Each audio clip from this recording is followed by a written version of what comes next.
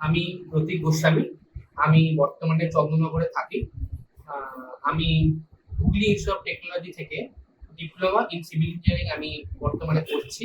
Diploma in civil engineering চলাকালীন আমি যে অটোক্যাড এবং রেভিট আর্কিটেকচার আমি মানকুণ্ডু YSDF সেন্টারের আন্ডারে এবং অবভিয়াসলি মিস্টার সৌদীপ ব্যানার্জি স্যারের আন্ডারে আমি কমপ্লিট করেছি।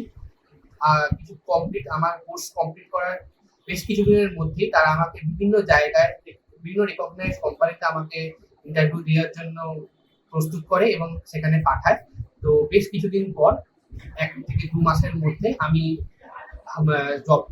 জব পাই এবং সেখান থেকে অ্যাপয়েন্টমেন্টেরও আসে। তো কিছুদিন পর আমি জয়েন করতে চলেছি সেখানে। তো ধন্যবাদ YSDF মানকুণ্ডু এবং Soudip sir for giving me the opportunity. That's all.